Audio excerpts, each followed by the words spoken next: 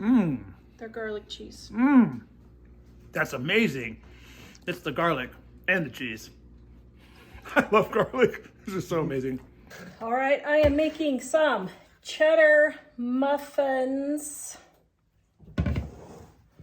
Okay, now the first thing it calls for is milk, and I need to use up my stockpile milk here. So I have 1.5 cups of water, and I'm going to add in my milk. Okay.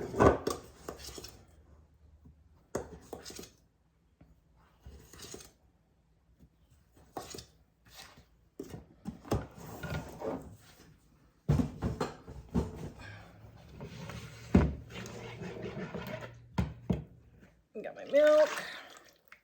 And then 3/4 of a cup of potato flakes.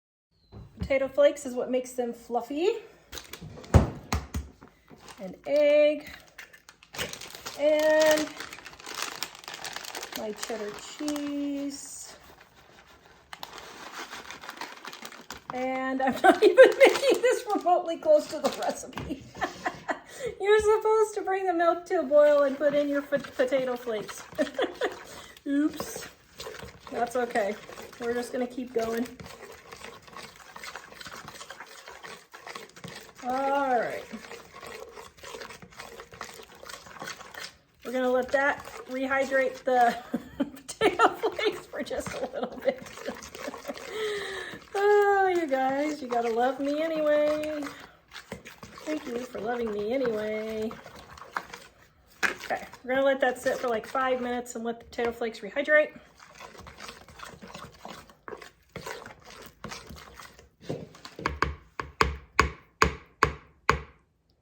All right, now I've got my vegetable oil, 1/3 of a cup. I have no idea where all my measuring stuff went. And sugar.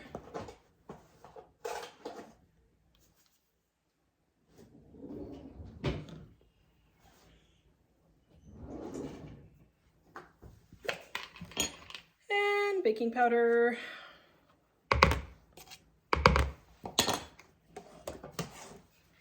And salt.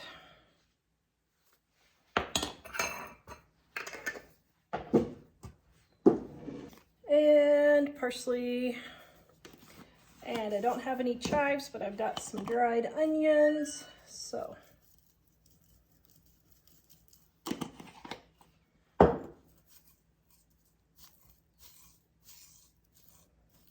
didn't get broken down as much as I thought they would. And my flour.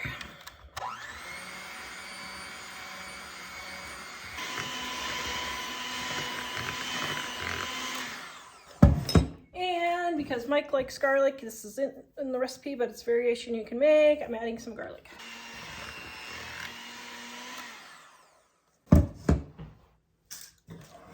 All right, now we are going to fill our muffin cups.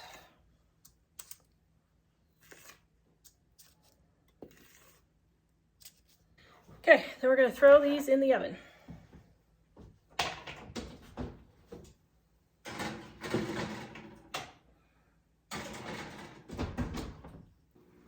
All right, here is our garlic cheddar muffins. Here they are. Oh my goodness, doesn't that look delicious? Is that the thumbnail? Mmm. They're garlic cheese. Mmm. That's amazing. It's the garlic and the cheese. I love garlic. This is so amazing. Look at that yummy goodness. Oh my. Oh my. That is the perfect biscuit.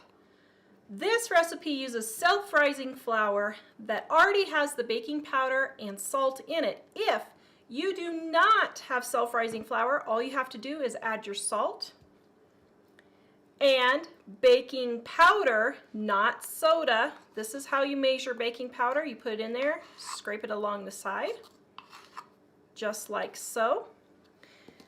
Then whisk your self-rising flour or your flour and your salt and your baking powder together to get it nice and fluffy.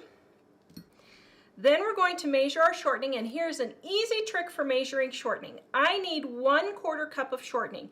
So I have filled my 2-cup measure to 1 3/4 cups with water. Now remember, water and oil don't mix. So I'm putting my shortening in until it rises. Can you see right there the 2? And that will be a 1/4 cup of shortening. If you need a 1/2 cup of shortening, just put 1 1/2 cups of water in. Right there we go. Then you're going to take your shortening out of your water, let it drain, and put it in your flour. Next, you're going to measure out your 3/4 cups of milk, just regular whole milk. Then you're going to take your fingers and you're going to mix the shortening into the flour. You don't need knives, you don't need a pastry blender, just quickly and gently get that shortening mixed in with the flour until you get nice little pea-sized clumps. See, it's pea-sized and smaller. That's absolutely perfect. Then we're going to pour in our milk and stir it around.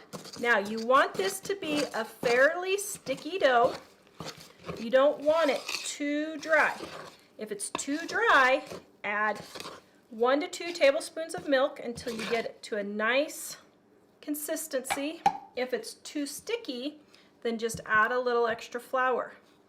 You're going to put this on your floured board or floured counter, and you're going to knead it just until it's nice and smooth. See how nice and smooth that is? Then you can use a rolling pin, but why dirty something that you don't need to dirty? Then you're going to press it out. You're going to take your biscuit cutter and push straight down and lift up. Look at that. That is absolutely perfect right there. Don't twist or turn. You want to just straight down and lift. If you don't have a biscuit cutter, don't worry, just pick off a piece of dough and just bring it together. Mine was a little falling apart there. Bring it together until you have a nice little biscuit like that. Okay? And then you can just make it with your hands. You don't even need a biscuit cutter.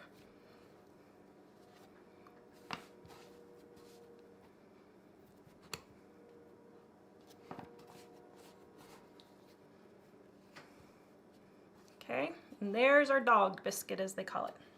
Now, if you have a dark pan, you will need to turn your heat down 25 degrees. But I am using my stainless steel cookie sheet here, lined with parchment paper. But if you're using a non-stick pan, make sure you turn it down 25 degrees, okay? Then you want to put your biscuits. For nice fluffy biscuits, put them so that they're touching, and when they're touching, they help each other rise and get all nice and beautiful. We're going to put this in a 500-degree oven. Yes, I said 500 degrees. That was not a mistake. For 10 to 12 minutes until golden brown. We are going to give you our Dining on a Dime cookbook ebook volume number 1 free at livingonadime.com. Click on our shop, click on our ebooks, click on Dining on a Dime volume 1, add it to your cart. When you go to checkout, use the coupon code DINING1 and you will get our ebook absolutely free with no obligation and no strings attached. Visit us at livingonadime.com. Here is our yummy biscuits. You want to hold on to your parchment so they don't slide. But look at this. Look at that yummy goodness. Oh my. Oh my. That is the perfect biscuit. There you go. Oh, isn't that delicious? Okay, we're gonna put a nice blop of butter. Wow. I know my boys are gonna devour these in 5 minutes. This recipe is in the description below. Please.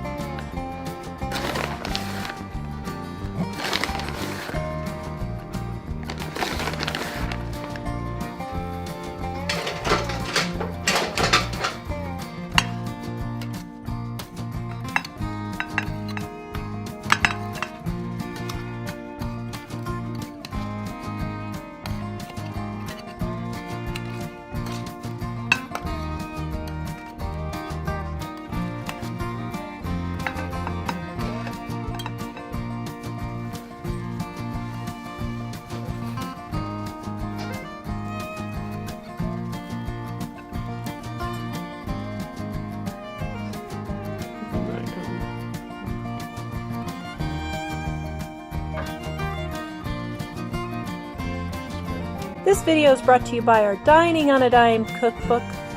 We have quick and easy recipes your family will love to help you get in and out of the kitchen fast. Please visit us at livingonadime.com. It's 25% off now. Quiet!